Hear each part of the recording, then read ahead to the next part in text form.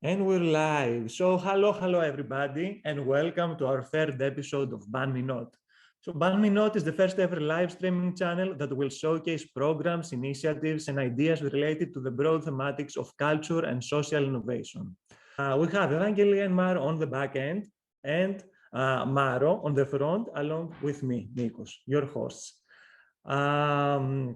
All of us are cultural heritage professionals and members of the Bosch Alumni Network, aka BAN, our supporter in this endeavor. As you may have noticed, we have some technical issues today, some internet problems, so in case things go south, please be patient. Hello, everyone. I'm going to give you some guidelines for anyone who is new to our channel and to tweets in general.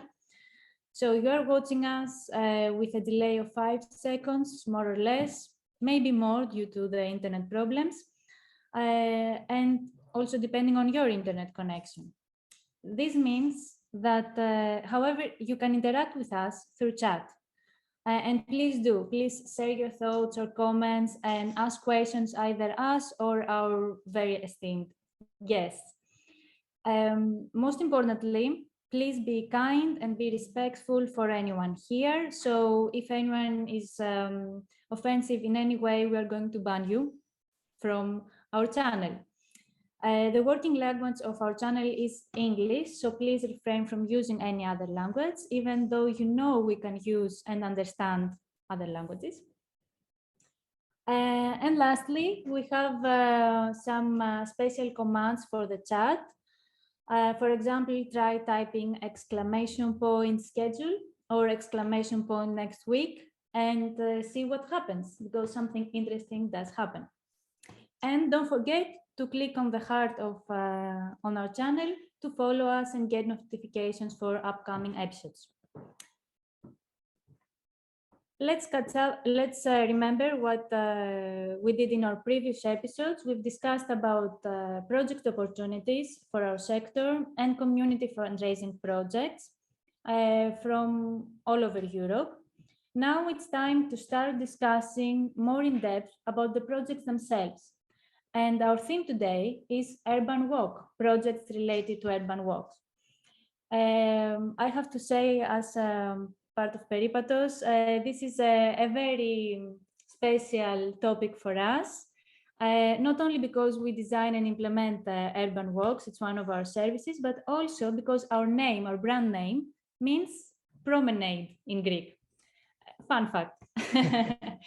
And today we have projects from many places. That's very interesting. We have, from here, Athens in Greece. We have from Maribor, Slovenia, from Bodrum, Turkey, Cluj, Romania, and Lusaka, Egypt.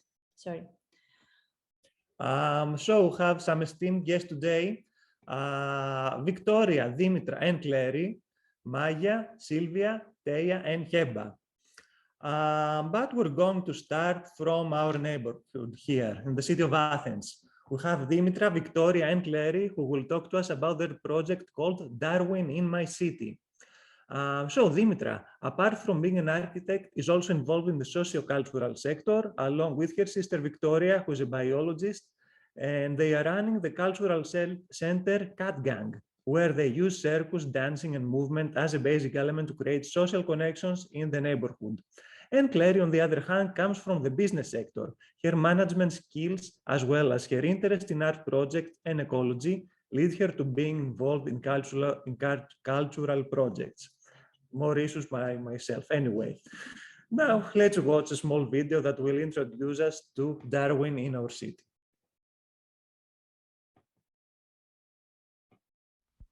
Have you ever asked yourself, what is nature or where is nature?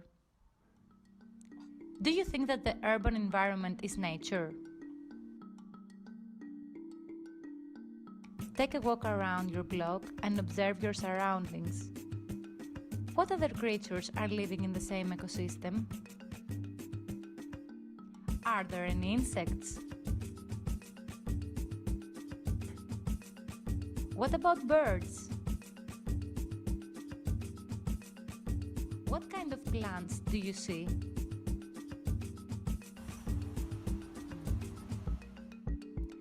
there any body of water? And what is the microclimate? Welcome to the project Darwin in My City. Join us and explore the urban biodiversity, becoming contemporary Darwins. Express your own perspective in any artistic form and share your creations in a collective archive. Let's discover our connection with the ecosystem and redefine our part in this planet.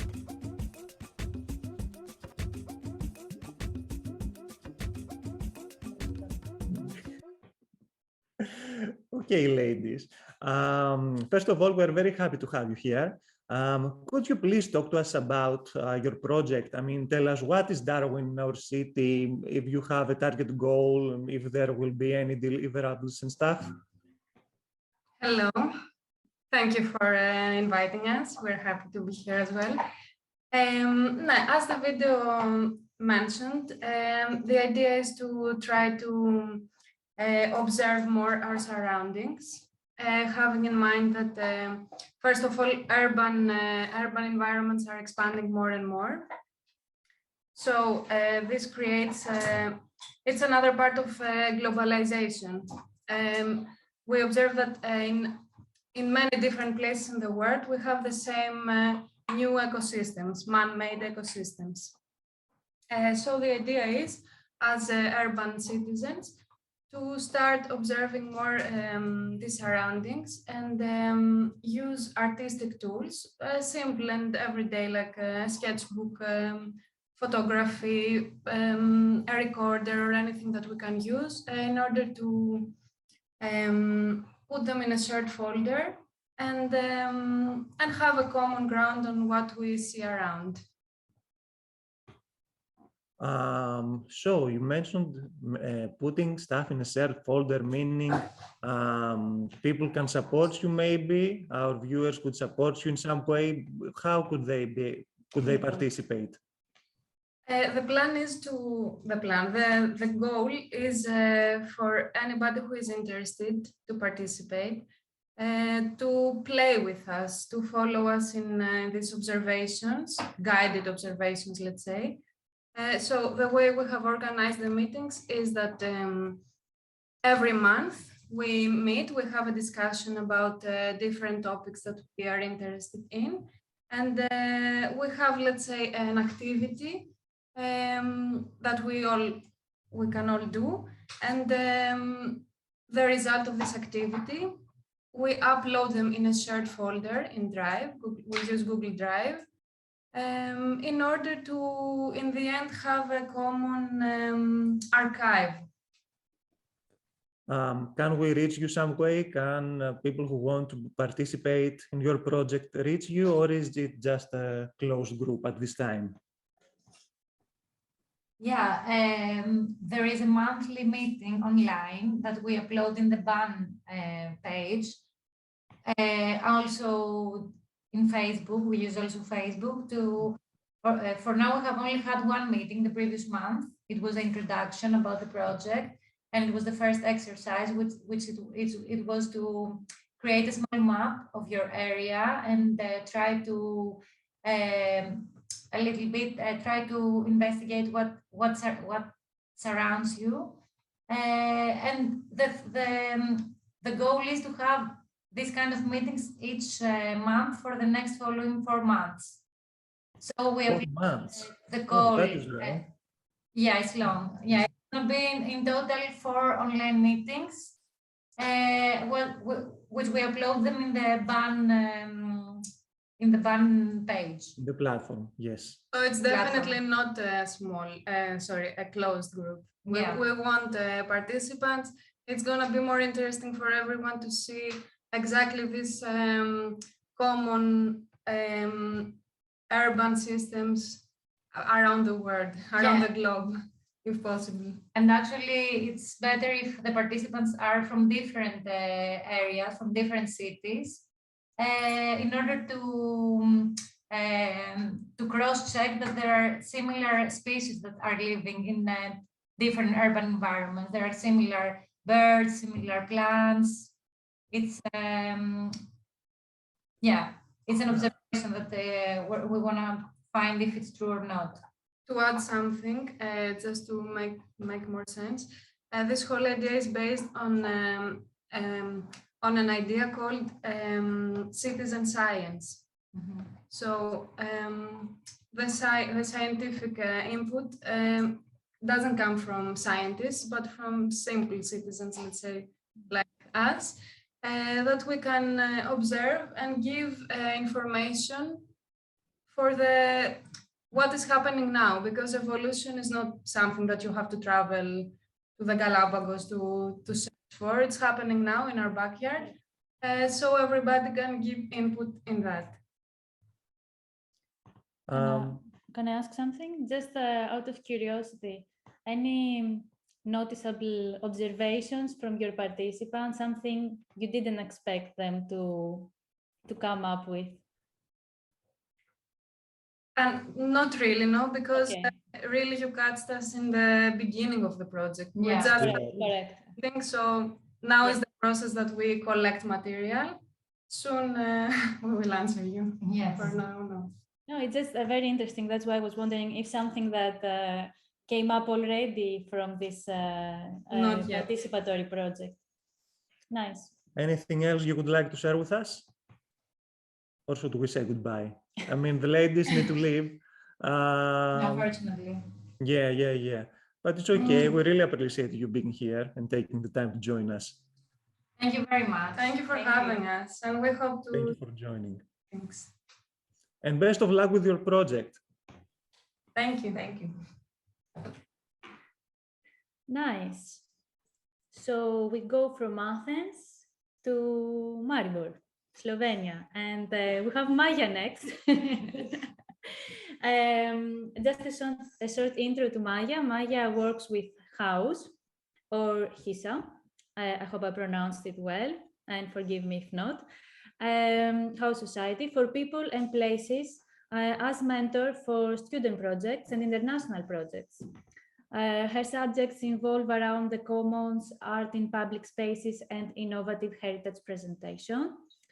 Welcome, Maja. Nice to have you. Tell us a few words about your organization. What is your mission? What do you do? What you like about you do? Anything. Oh gosh. House is now going into its 10th official 10th year of existence, and during that time we've we've worked a lot with urban spaces, starting off with a project called Living Courtyards, where we would put this, let's say, open up courtyards in the town center, which are usually closed because of course people live there, and we do small projects, like just present what is happening in the cultural scene at the given moment, some young talents. And every courtyard is different, so the atmosphere is different. We went from that to being actors of urban change, trying to change the way, let's say, decision makers, civil servants think about participation of the communities, and remaking the city nicer, more for people. And from that on, we went simultaneously to think about culture and tourism, which then later on develops into Reisefieber, which is, it means, it's actually a German word which we adopted in Slovenia, and it means the fever when you travel, before you travel, when you get like the jiggies when you need to go on an airplane. And this is something that we are also currently doing. Within that is taking out unknown stories of the people that live here in Maribor, or lived so historically, taking heritage as something living, breathing, and still developing as we speak right now. So this is part of heritage as well. And presenting it in a different way. So we started, I think that this year was the 5th year of the Festival of Walks. So urban walks that present this heritage, but we don't want to just present it. We want people to feel it and participate in it as much as possible. And you would have walks that are just about walking around town and drawing, or looking for gold in the Drava River, which runs through the town, or about music. So you would meet up with musicians. They would show you their places and tell their stories, or anything like the oldest trees of the town, how they came to the town, their symbolic meaning, how they were planted. So a lot of different and diverse approaches towards storytelling. The only thing that needs to be constant in it is the walking. So you get to see and feel the places where they happened. What we also do is work with printmaking, because Slovenia is quite bad in its art market. So we're trying to kind of get printmaking out into the world and lift up the market. But unfortunately, we are not the capital, so this is a bit of a struggle. Yes, well, yeah, not the only ones, I know. We do with the communities also light installations in public spaces, or so-called non-spaces. So we know those spaces are there, like, let's say, bus stops, but we're not aware of them. So we're trying to kind of highlight non-spaces. I'm sure I forgot something. Yes, we also try to develop creative tourism projects. So, well, products actually outside of Maribor now, because we find that tourism has become a negative impact on urban places. So we're also expanding on the outside, trying to kind of help those people who have potential and ideas but don't know how to implement them or develop them or name them, or how to connect with others to do as much. Pretty sure I forgot something, but yeah. Variety of approaches for the public space. I want to go back to the Festival of Walks because we have a short video. Yep.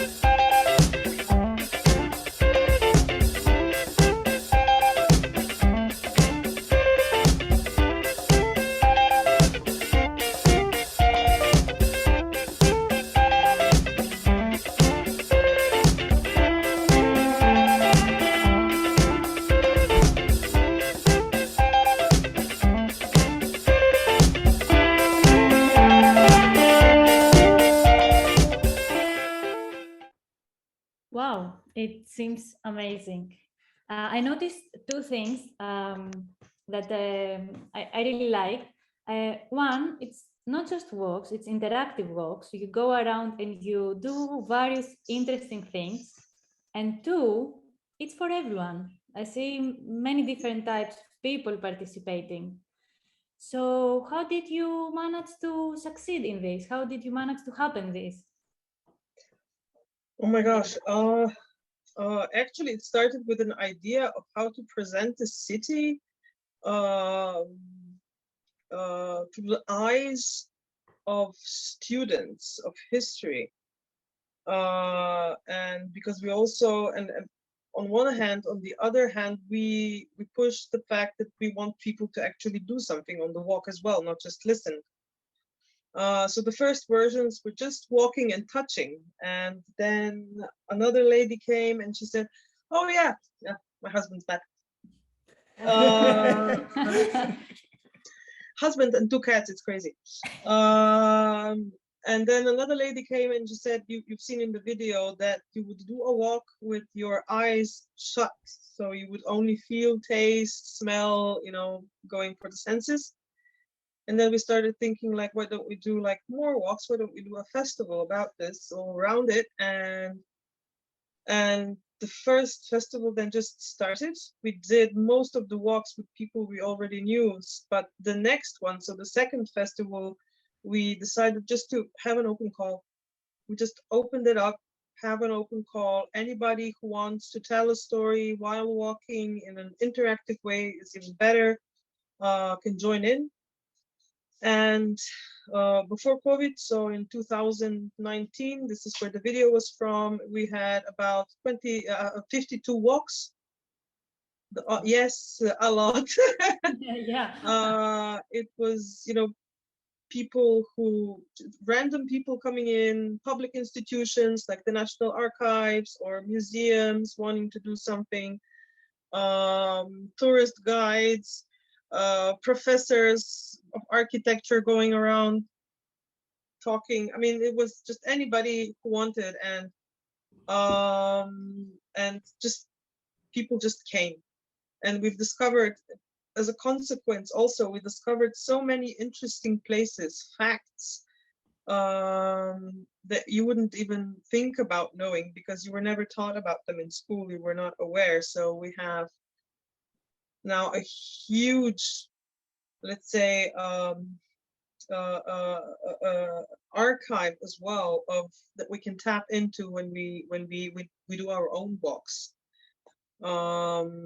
So yeah, so it's very much opened up, and people still want to join in, but we have like a limit, like 50 walks is enough, because then you can't handle everything. But one last question, actually, I have. You opened it up and you had many people interested in delivering the walks. What about the local community participating? And what other stakeholders did you manage to engage in this whole process, like in the long term? So how we are managing is, so people who want to participate in terms of audience. Mm-hmm. Yeah. It is absolutely necessary to register for a walk if you want to join, because the amount that we decided upon that is normal for a walk is 25 people. Yeah. Because we don't want to completely exhaust the walkers. They don't shout, and it's not as intimate as well if you have too many audiences, so it's no fun. If the walk is very, very popular and demanded upon, we ask if they want to do another one. Okay. So then people can also register again for that. Stakeholders, it has become a bit of a problem because we wanted the walks to be for the people of Maribor, so the festival alone, just the festival, and we wanted to be free for them. What we do is ask the people if they're happy to voluntarily donate some money. So we lay down a hat, we're basking basically, and sometimes if the walk is good, they can get up to, let's say, 300 euros. Yeah, it's very good. Yeah, Nice. one walk. And if it's not good, it's the way it is. They get less. Usually people, I don't know, give 2 euros or something per person. Yeah, this is another community fundraising. It Just is. to link it to our Yeah, previous that's last week. episode that we're It discussing is. such projects, but it seems like it. It is because we can't finance it from anything else, as our municipality is, well, we have elections in a month and a half, thank God. Yes, and our Ministry of Culture doesn't kind of recognize such hybrid forms of art, so you can't also apply for any funding. And Slovenia doesn't really have like private foundations that would fund as well. So but we're not the only ones. Sponsors, if you're not big enough, they don't look at you as again. So you need to be a very, very big festival. And this is done very low budget. So visibility is something that is not cut out for them. So this is the way we are actually doing it. So more or less, the team is voluntarily.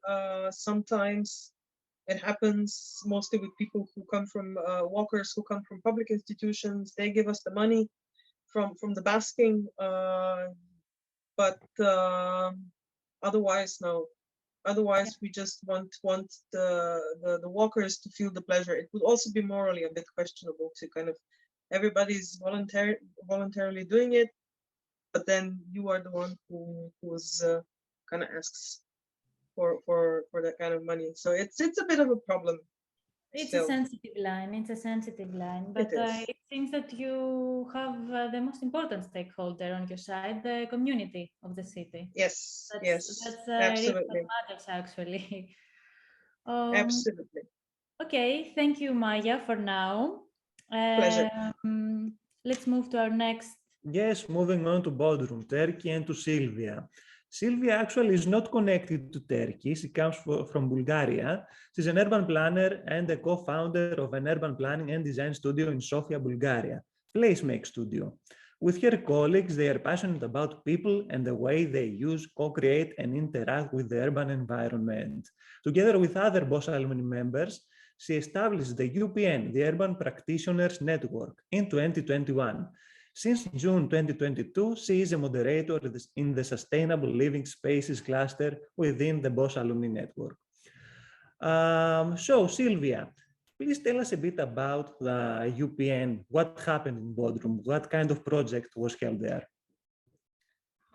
Thank you, Maro and Nikos in your team for having me. I wish I was in Bodrum still because it's warmer there for sure.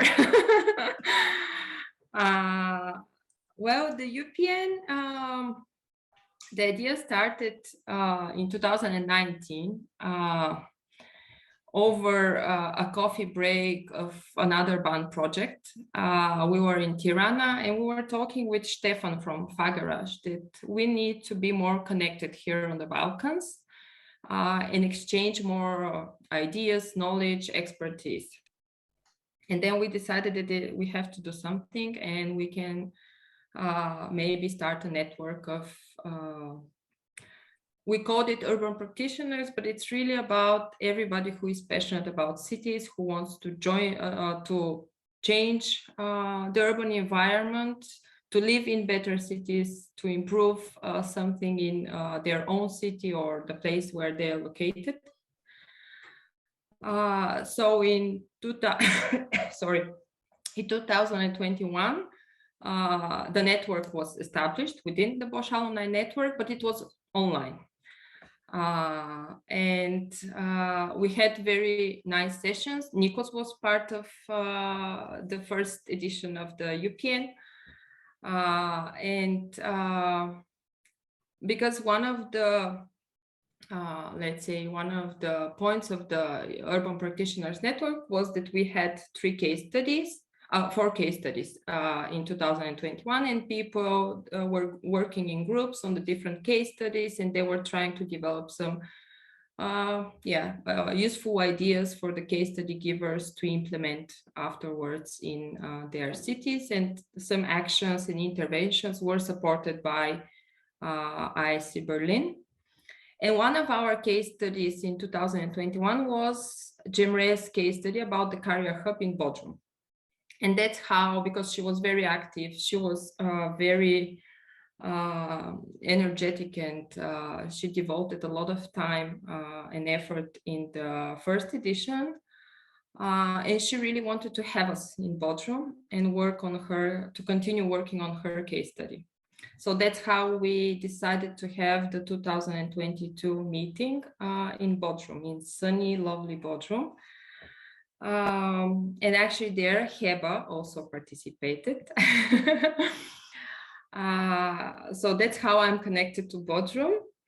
Cemre had to be with me tonight, but she has other appointments. So she was our local host there.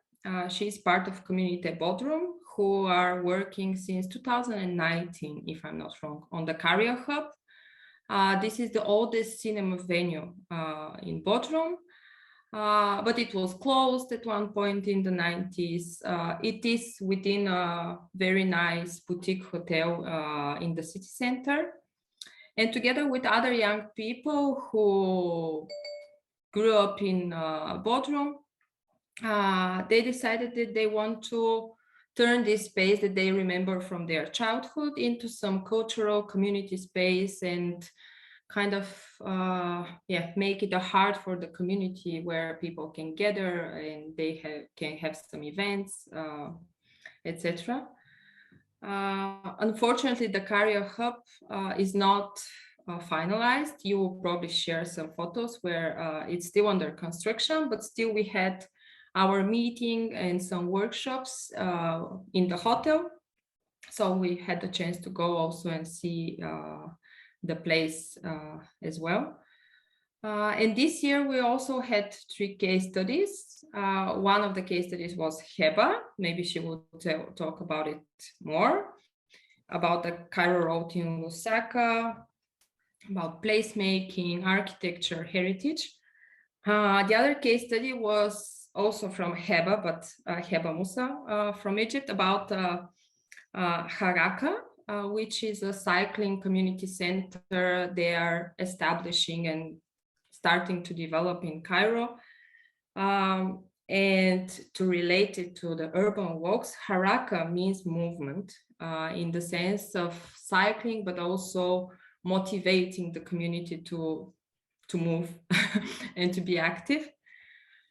And the third case study was the Career Hub.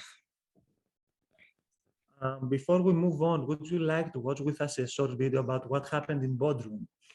Yes, sure.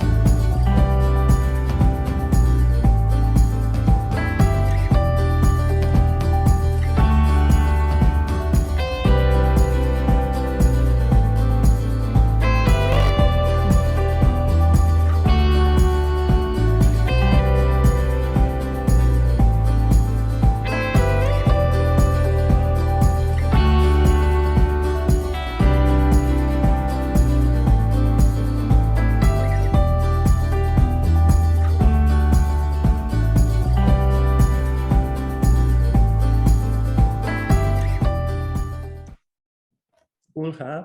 Whoa. Great. Yeah. We also know that Silvia is kind of an expert on the theme of urban walking, since this is related to her PhD. So, Silvia, do you think that the theme, the methodology of urban walks could be integrated into UPN or maybe other similar projects? Could they bring some benefits? Oh, for sure. Actually, our initial idea when planning the boardroom meeting was to have way more time for walking around the city, exploring the city. Unfortunately, due to like time frame and flights for participants and everything, we had to squeeze everything into 2 days. So our urban walks were restricted to walking from the hotel to the lunch and dinner spaces, which were happily, we had some walks around the city center and the historical part of Bodrum and the seaside and the marina. Also, we had a short walk during the game Dimitriou organized for us. Nikos was part of, you saw him on the pictures probably, Yes. of this edition as well.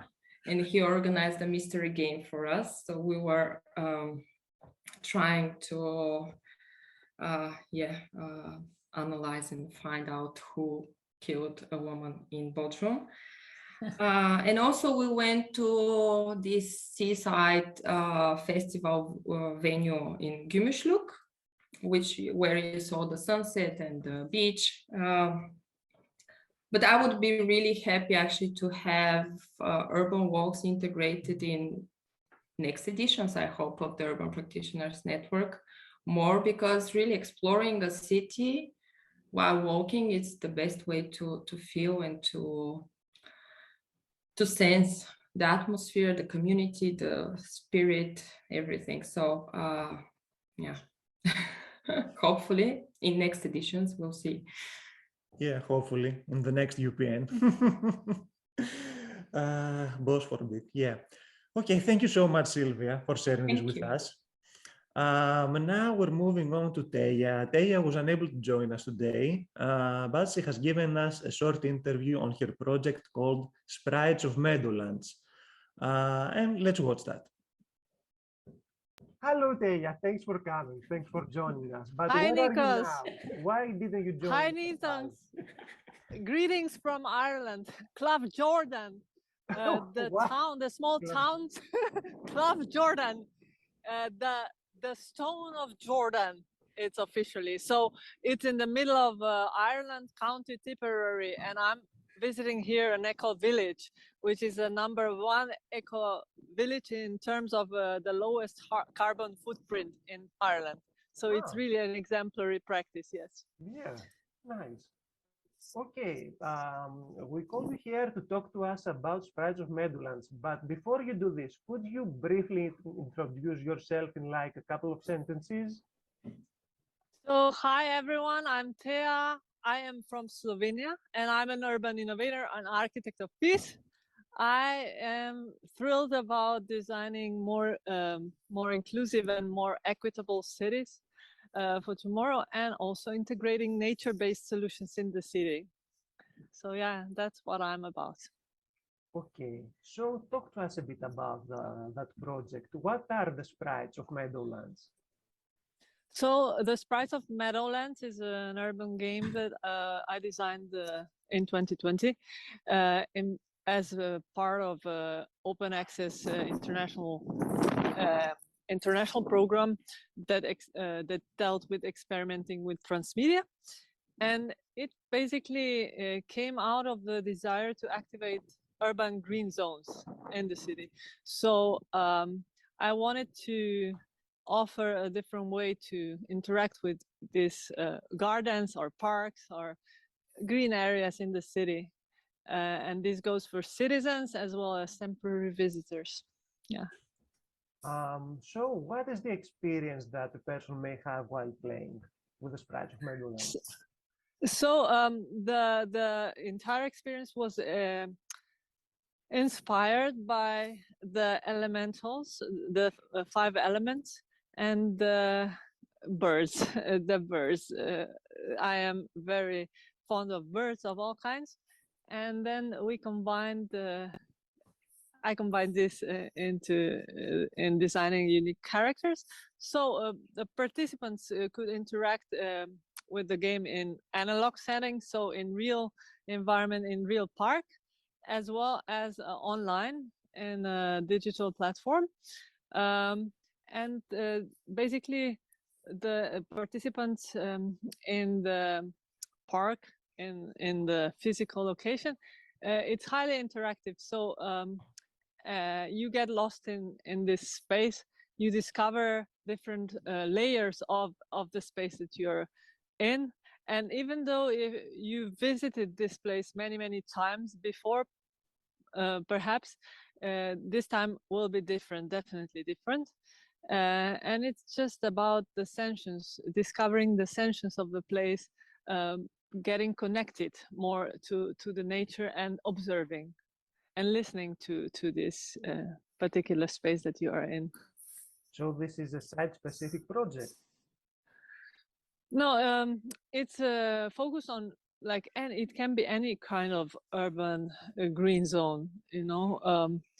It can be a range curated medieval garden. It can be a botanical garden, which is also a curated space. It can be park, but it can also be some wasteland in the middle of in the middle of the city that you want to interact with. So it's not per se location based. You can experiment and investigate different parts of the city. Do you have any results that you would like to share with us? I mean, did the participants enjoy it? Well, part of the game was developed during the lockdowns, during the pandemic in the beginning. So it's really an interesting interaction that people had, because only people who live in specific place were able to participate.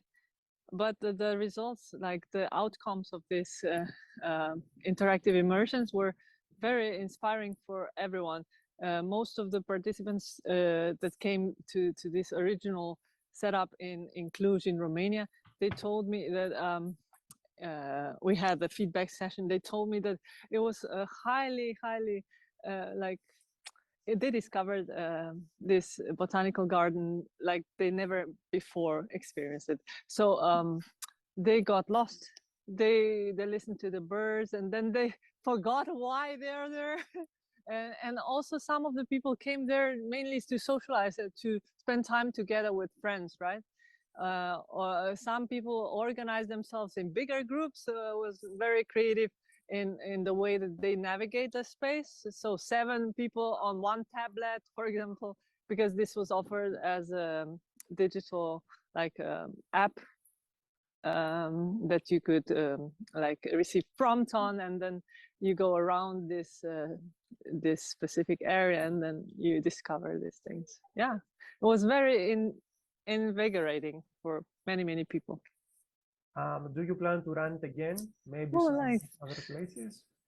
So yes, usually I run it. A dog. Hello. I run it based on where I get invited. So the last time I got invited was to play in Lodz, which is in Poland, former industrial like city based on textile industry, but now they reinvented the entire city through creative activities, and they hosted a street game festival there. So I was invited to place the game there. Wherever people invite me, I'm more than happy to participate. Is there any way that our viewers can contribute to this project? Just come and visit this online contributory augmented online platform, and you can join and select one profile of the spirit guide that fits you the most, and then go around and explore your own green zones in your own city. And there is an opportunity for you to post and record and share your story with the world, and then listen to other people's stories and what they had to say about their places. And in this way, we come together in a different, playful way. Okay. Would you like to share any final thoughts with us regarding the project? Yes, Nikos, I would like to thank you also because you're also a contributor in this project. And you're very fun to work with, and I enjoy these collaborations. It's always a collaborative effort. Whenever we do something, we do it better together. Indeed, that's so true. So Teja, thank you so much for being here with us tonight.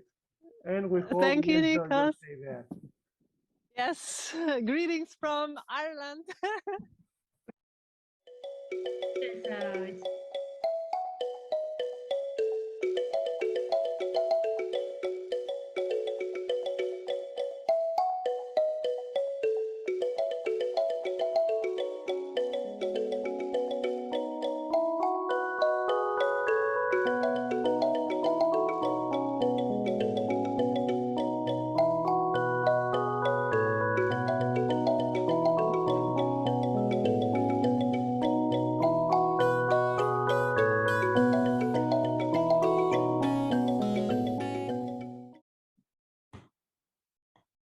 So, moving on, last but not least, again, for today is Heba. Hi. Hello. So you are, just to introduce you, in case you didn't know, you are an urbanist whose work lies in the intersection of cities, history, and the future, I like this, of urban settlements. Thank you for joining us. One question out of the interview, did I make a mistake in the beginning of the episode about the location? I think I did. I think I said that it's in Egypt, but it's not, right? It is confusing, right? It's Cairo Road, so people like assume it's Egypt. It is Zambia. I am Egyptian as well, so that adds to the confusion. But yeah, so that's I'm very sorry. a common mistake. I make an assumption due to the title of the project, but it's okay. Let's focus on the project itself and tell us about it. What is it? What is the experience about it? So yeah, so I moved to Lusaka almost 9 months ago, and one thing I kind of noticed right off the bat is the lack of walking, especially around the area I live in. And while if you go a little bit towards downtown, you see a lot of people walking. But the second thing I kind of noticed is the lack of engagement with the city. So everyone is kind of like walking, going to place or doing something, but no one is like kind of like stopping and like looking at something or interacting with the city in any manner. And the thing that as I started working here is I was invited to a lot of like really cool urban events, but what I realized is that usually the community is not invited to the events. So it's usually like the researchers, the high level government employees, and these kind of things. So I was really inspired by this road called Cairo Road, and not because I'm Egyptian, guys. It is a really cool road. It has this most amazing modernist architecture, and I just kept asking people like, so when was this building done? When was this wherever done? And like even the high level meetings with a lot of urbanists, not a lot of people knew a lot of things about the road itself, and this is also one of the roads that people are actually walking in. So you can see people walking and mingling, but not really interacting with the city as you would like it to do. So from there came the idea that okay, we need first to document the history of this road. We need something written on the history that people can access it. We need people to start walking while interacting with the road, with the buildings, with the history and the heritage there. And last but not least, we need all of those stakeholders to come together and think about where the future of this road is going, because it is changing so much, and it can go both ways, honestly, and it has so much opportunity for piloting walkability or bicycle lanes or these kind of things, since it's also very central to the city. Then it can be implemented elsewhere. So okay, we came up with this idea, which is Cairo Road Architecture and Urbanism. So first we worked on documenting the buildings, when were they made, what kind of changes happened to them. We also documented the history of the street, when it was called Cairo, all the really important events that happened there, and we found that it was actually very connected to the history of the city itself. It's actually almost older than the city. It was there before Lusaka was named a city. It was there when Lusaka was even a town. And then, so the first step is having this brochure. The second step is doing a walk where you actually, for the first time, invite people, not just from the government, but the civil society and the community, so they can actually, like, for very few times, like, actually interact with each other, have a conversation about it. So end the tour with a moment where we can reflect on the tour and stuff like that.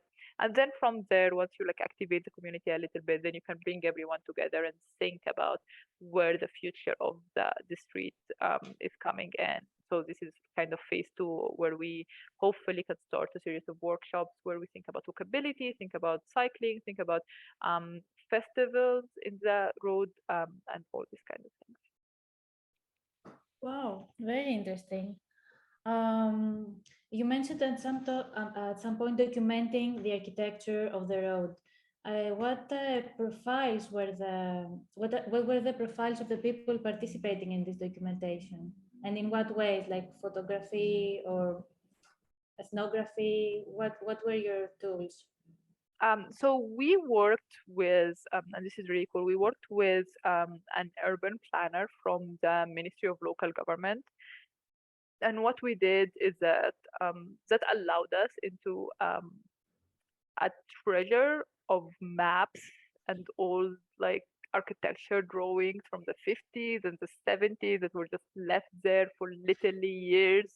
And we just like, the first time that we opened the first set of maps, I had to go to the hospital the next day, because I think, like, I don't know, like that dust was like, I literally went to the hospital. I'm dying for my project, guys. No, but it's so we first started from going through these maps, getting the names of those architects, and looking at the plans of the building, the plans of the street itself over time, and see how it developed, like, on the plans. And fortunately for us, a lot of things were like pretty well preserved. They just haven't opened for a while, but they were very well preserved. So we started with this, and then I also try to document a little bit of the living history, because since, again, this is one of the oldest streets, so we wanted to document, like, what do people think of Cairo Road? And so we reached out, for instance, for the Institute of Architects, the Institute of Planners, a lot of the local university. We reached to UNZA and the University of Cumberland, and we actually got some really interesting stories. Like, for instance, when apparently in Zambia, when you say I'm going to Cairo Road, it means that you're going to hustle or you're going to make business. Even if, so it's a metaphor for doing business, for getting stuff done and things like that. And this kind of stories is when we started talking to the community, then started talking to a little bit of experts, we got, and we found like a set of really interesting stories to put together with the actual, this building was built by this architect this year and this happened. So so the publication is a little bit mix of both, which I think is really interesting. Wow! So you really did a thorough research on the street. Yeah. And commitment. A lot. Yeah. So you mentioned that part of your project, of the phase of your project, was to discuss about the future of the street. Yeah. Any ideas that came up regarding this?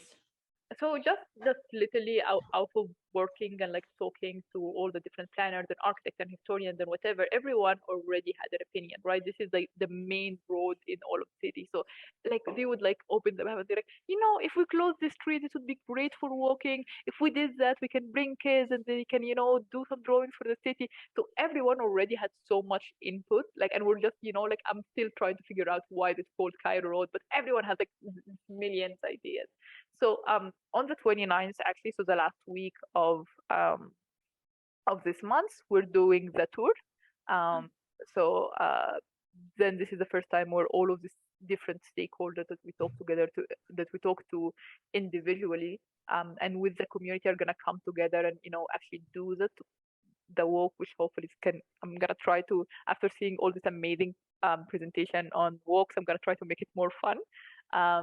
And then from there gonna also be like a publication launch at the end, which is, the goal there is just to make all of those people just stand together in one place and have some refreshments and just like see each other for the first time and just like literally just talk about the city. That's like, that's the first thing. So from there, hopefully we can start setting up with this group while adding also some more people who are really concerned about, this street and the development of the street, and then, start, creating like a bottom-up initiative more. Wow, good luck with your upcoming walk. If you want, just share with an email later what happened, because it's really interesting. Yeah.